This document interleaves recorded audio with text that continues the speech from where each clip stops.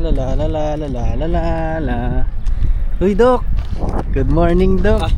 Hello, camera. Good morning. Andiyan ka pala, Dok. Yes, good morning. Ang lamig dito sa Baguio. Dok, kasi may bago na naman silang katanungan. Ang tanong nila is, ano daw ba ang difference ng walking and running? Spelling. Okay. Bukod sa spelling. Okay. Ang difference ng running and walking, yung running kasi is intense na para kang lumilipad na ganun. When? Hindi nga! May kasamang hangin na may kasamang pagbagsak ng iyong katawan. Samantalang yung running naman, normal lang na less intensity. Yun. So parang normal lang na smooth na dahan-dahan na pagbagsak ng yung mga paa. So parang ang nangyayari doon is yung parang na-exercise lang mostly is yung paa. Pero doon sa running kasi is buong katawan. Pero kailangan mo yung both running and walking para sa exercise is balance. Siya. Okay. Ano naman ang benefits ng walking and running? Okay. Bukod dun sa nabanggit kanina. Tama. Buti na tanong mo kasi ang habang istorya yan. Iisa-isahin natin. So magsisimula tayo sa ulo. So with regards to the head, mental, your brain, psychological. Ang benefits ng walking or running is makakaiwas ka ng depression and anxiety. Bukod doon, Dok, ano pa ang difference? Spelling ulit. Ano nga, Dok? Okay. Depression is yung tipong yung malungkot ka sa depression, sa sadness in English. So sa anxiety naman, fear. Anger. Yun. So parang matatakutin ka, feeling mo yung takot ka na masapawan, takot ka na malamangan. Yun. Tapos ano pa ba? Yun. So palagi kang balisa. Minsan ang nangyayari pa is magagalitin ka. Huwag ka na magpaliwanag! Fear. Yun yung fear So yun tayo siguro, marami pa pero hanggang doon lang muna.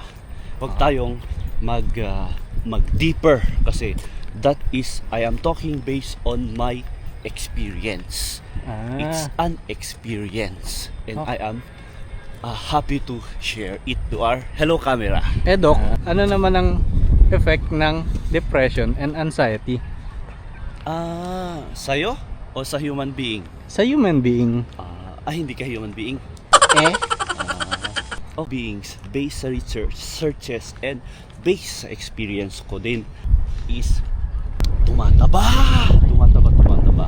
Yun. Sana nga makakuha tayo ng picture ni Pastor Ephraim para ilagay natin dyan yung difference na yung ginawa niya nung tumaba siya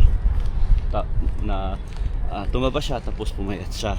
Yun. Tapos yung sa iba naman, yung iba is kasi kain sila ng kain. Wala kang discipline sa iyong sarili. Yun. Yung iba naman walang ganang kumain, walang gana sa buhay, nag-isolate. Yun yung dating nangyari sa akin, which is ayaw ko ulit na mangyari, kaya happy tayo ngayon at na-conquer naman natin yun siya. So yun yung mga very common na marami pa pero ba't pa natin dadagdagan, yun na lang muna ulit. Paano naman maiiwasan ng mga ito? Paano maiiwasan? Una sa lahat is tanggapin mo sa sarili mo na meron ka nun. Kasi according to study ulit, lahat ng tao is dumadaan sa ganyang mga sitwasyon, pero meron lang mga ibang tao na nakaka-recover agad. Meron din namang ibang tao na hindi kumbaga hindi nila alam na yun pala yung term nun. Yun. So, nagiging bad yung effect. Yun siya. So, nagiging condition na siya. Nagiging mental condition. Kaya, para makaiwas tayo, unang-una sa lahat is tanggapin natin sa sarili natin na meron tayong problem in relation to that. Very, very number one, change our mindset. Change our mindset on how we think. Yun. So, paano? For example, paano mo i-change yung mindset mo? Halimbawa, ang tinapos mo is Doctor of Philosophy in Veterinary Science and Technology. Pero gusto mo talagang maging cardiology, nag-iisang cardiology, edi baguhin mo yung mindset mo. Bale, mag-aral ka ulit para may proof. Ganun. Kaso nga lang, kung ipinagpipilitan mo yung sarili mo sa isang sitwasyon na hindi naman po pwede, tapos inaagrabyado mo yung ibang tao, pinapakialaman mo yung ibang tao na wala namang kinalaman sa'yo, problema na yun sa isip. Ganun. Next ay aside from that, yun yung pinaka number one. Next ay ang makiminggal ka sa maraming tao. Yun, hindi masamang makiminggal sa maraming tao kasi mas marami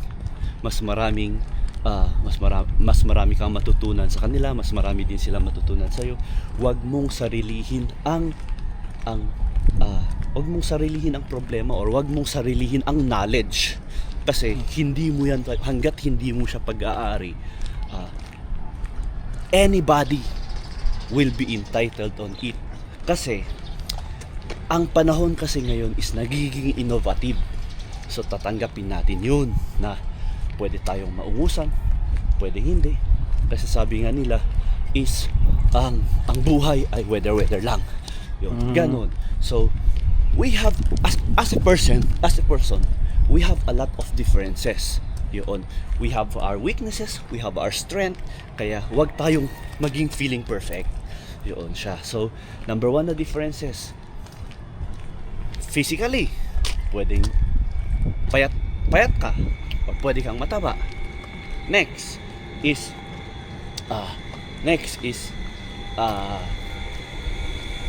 emotionally, yung on how you react to the environment. Yun, so nangyayari sa buhay. Yun. Next is yung pwedeng straight ka or robot, or pwedeng buhol-buhol. Yun siya. Next is financial capability. Yun, pwedeng ikaw ay merong kwarta, or pwedeng tama lang, yung ganun. So wag nating kumbaga wag natin wag natin sarilihin ang ating problema, i-share natin sa iba, kasi kapag i-share mo siya sa iba is pwede silang makapagbigay sa iyo ng lesson, or mabibigyan ka ng ideas kung paano maka-cope up sa mga ganung problem, sa mga ganung mental problem. Ngayon, kapag hindi pa rin, is ang pinaka the best na gagawin natin is to consult a psychiatrist. And then lastly is change lifestyle. Dun, kung hindi ka nag-exercise noon, mag-exercise ka para happy lang. Ikaw may depression ka ba? Wala naman, Dok. Wala. Aminin mo lang. Ngayon wala, pero pwedeng bukas meron, ganoon. So ganun lang. Bale, at least alam natin on how to cope up on it. Okay, Dok. Ang haba naman pinagsabi mo, Dok. Okay na, Dok. Salamat. Bye-bye.